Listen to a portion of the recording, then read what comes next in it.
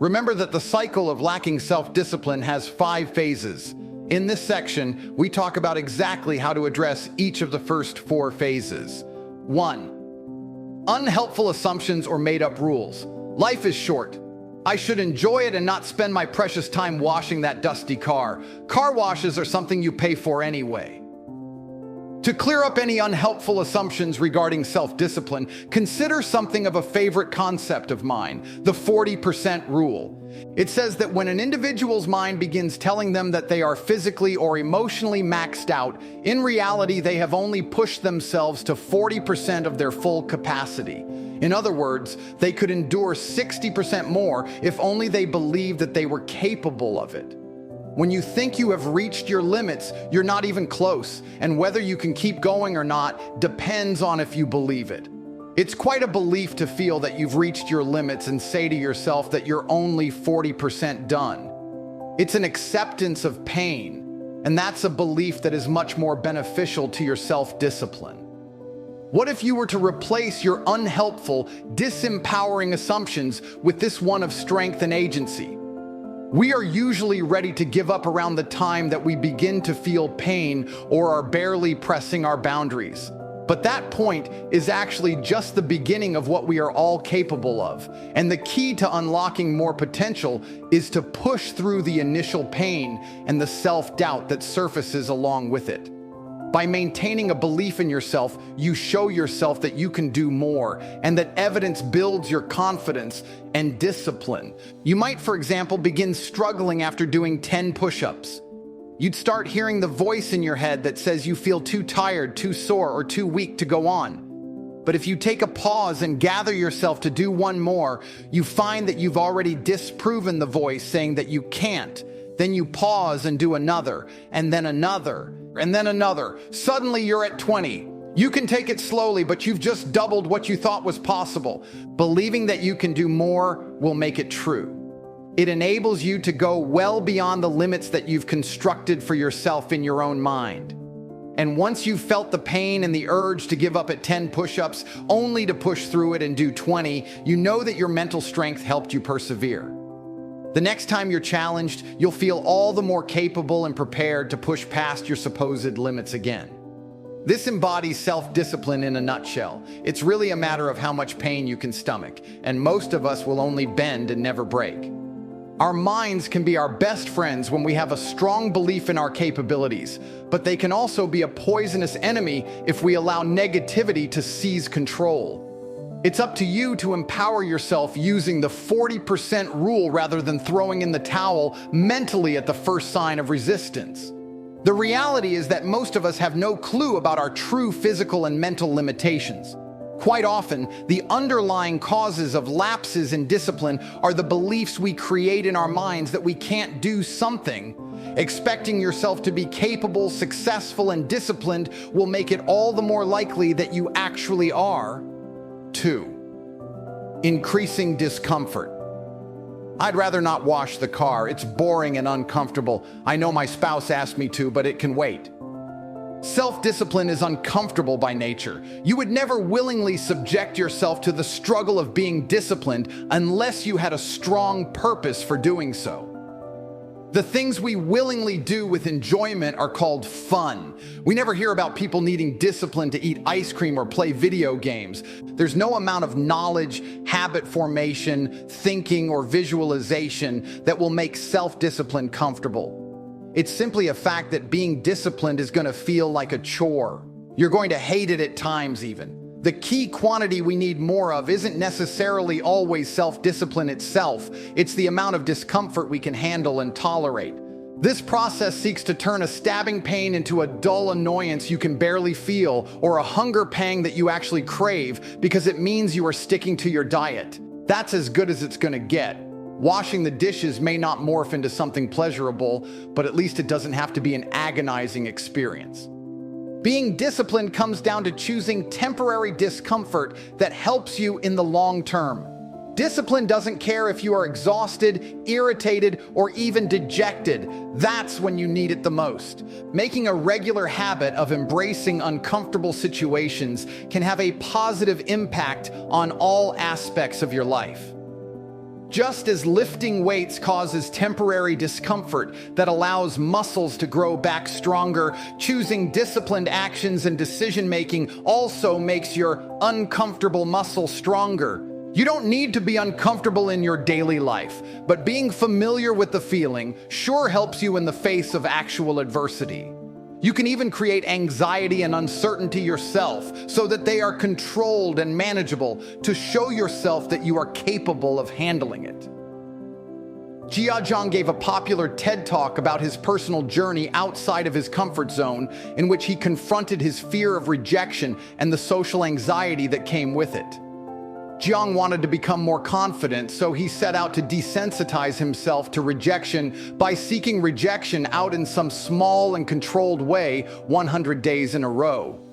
Some of Jiang's rejections included borrowing $100 from a stranger, requesting a burger refill, and asking to play soccer in somebody's backyard. When the 100 days were up, Jiang was a new person with more confidence and a greater appreciation for how kind people are to one another.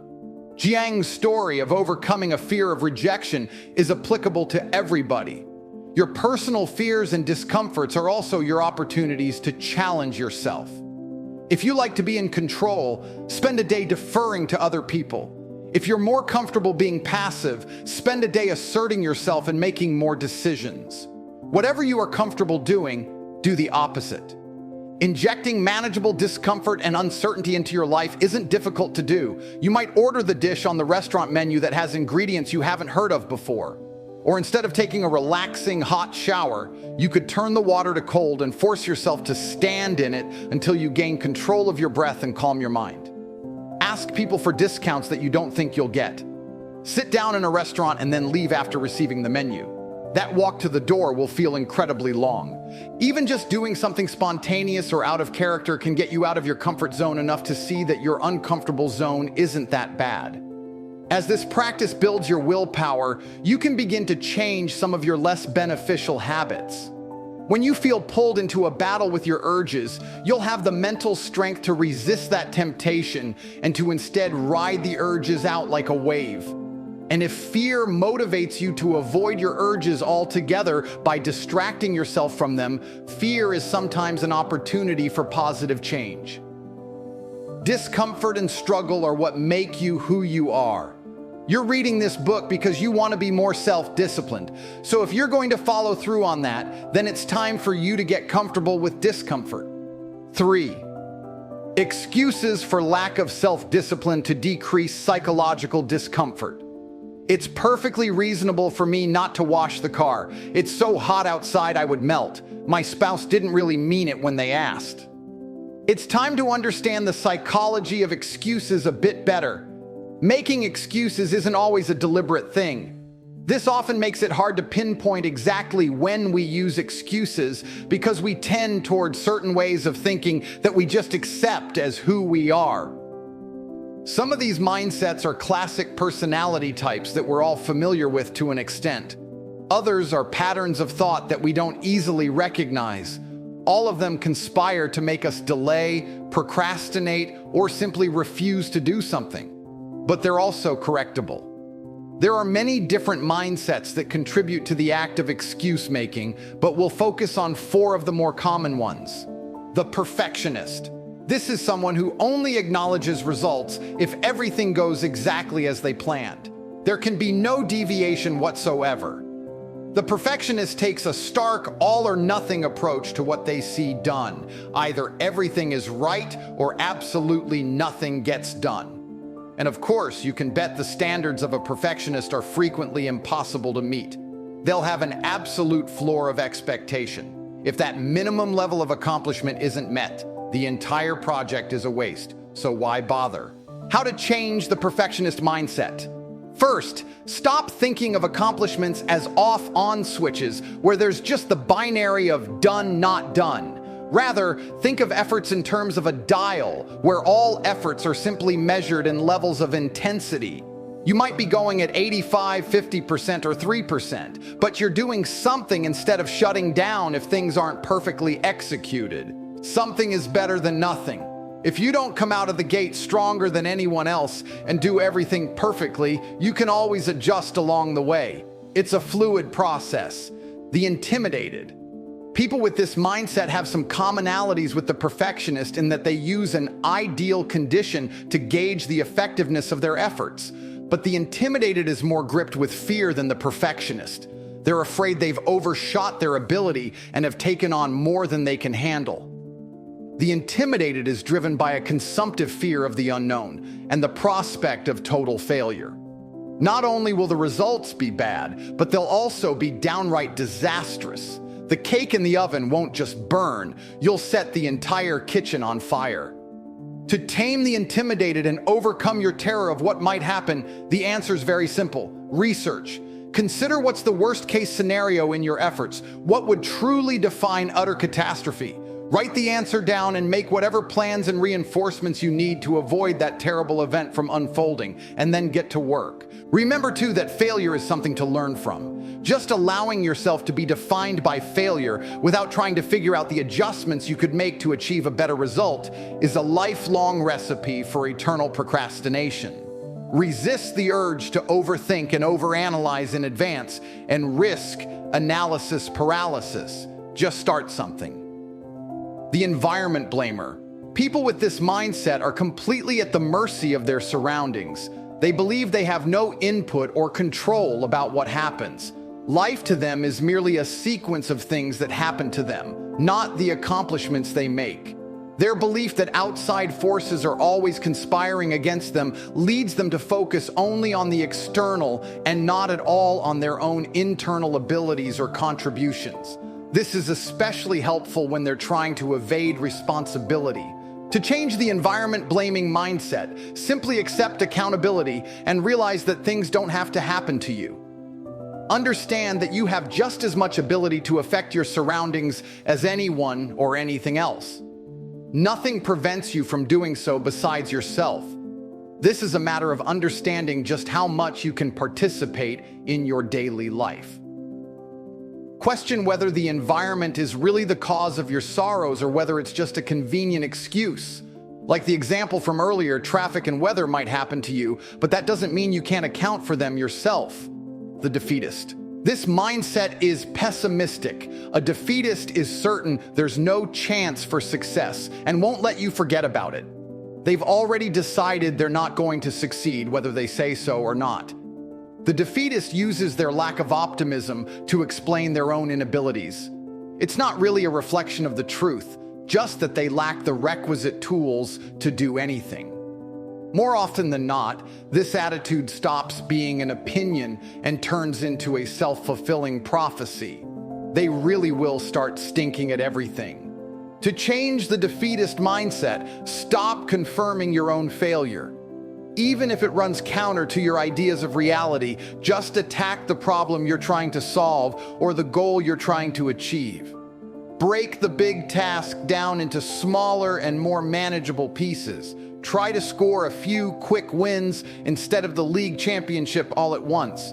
It's fair and even prudent to expect hardships or tough stretches, and it's even okay to ask for outside assistance. Just don't declare that failure is inevitable. It's never a done deal.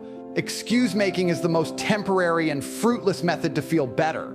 Rather than repair faults and flaws from the ground up, an excuse is more like a band-aid that just obscures flaws and does little to fix them. Understanding the nature of excuses helps us see them coming before we speak them.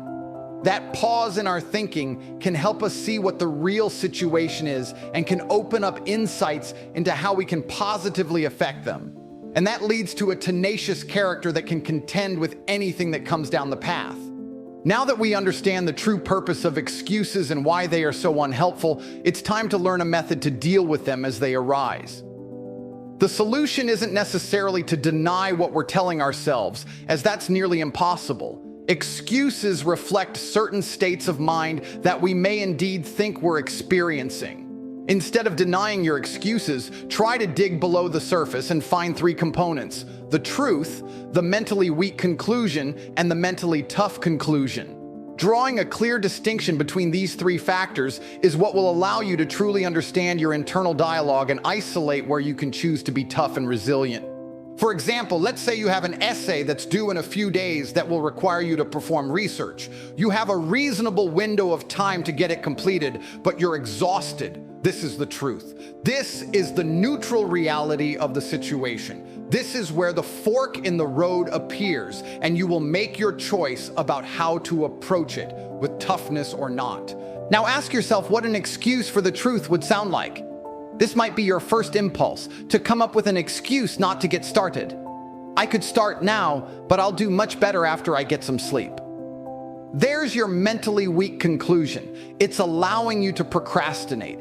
Even though there might be a hint of truth, its sole purpose is to allow you to take the easy way out. It is indisputably the path of least resistance. It seems to be small and harmless, but it is actually attempting to absolve you of responsibility.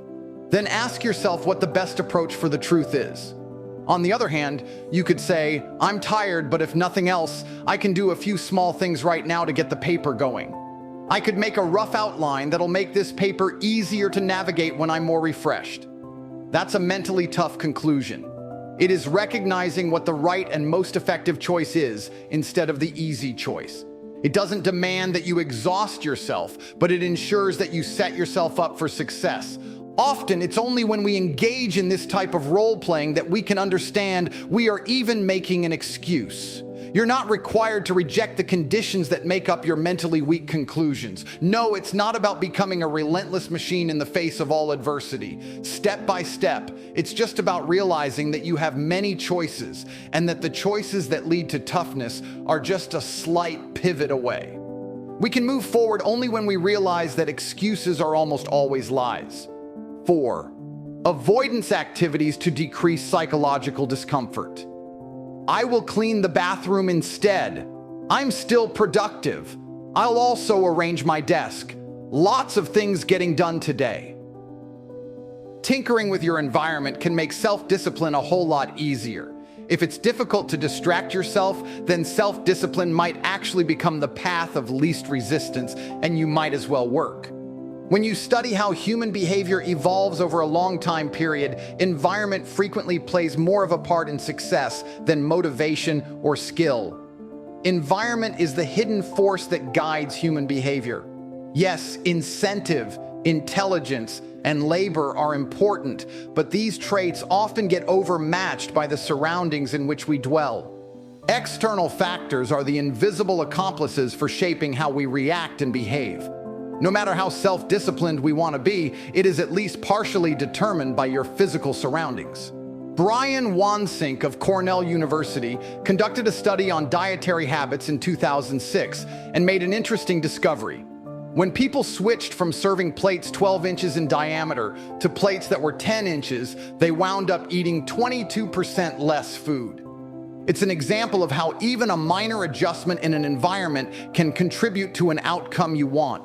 The change in plate size was a minuscule 2 inches, not quite the width of a smartphone, but yielded more than 1/5 of a decrease in consumption. Make the easy thing the right thing. Make it the default thing even. For instance, if you want extra incentive to practice a musical instrument more, you could make a permanent place for the instrument in the middle of a room with instructions of exactly where to pick up. You could also leave a trail of sheet music that literally requires you to pick it up to walk to your bed. If you want to work out more, you're more likely to visit a gym if it's located on your way home from work rather than 10 miles in the opposite direction. You can also put your gym bag in front of your front door, buy a pull-up bar for your kitchen doorway, and only wear shoes that can double as exercise shoes. Finally, if you want to procrastinate less, you can leave reminder post-its next to door handles and your wallet, which are things you will have to touch. Leave your work in a place you can't avoid it, and hide your distracting temptations. Decreasing distraction is a function of out of sight, out of mind. For example, supermarkets often place higher-priced items at customers' eye levels to increase the chances they'll buy them. But one could reverse this process at home by keeping unhealthy foods away from immediate view and storing them in less visible or harder to reach levels. Put your chocolate inside 5 containers like a Russian nesting doll and put them in a closet.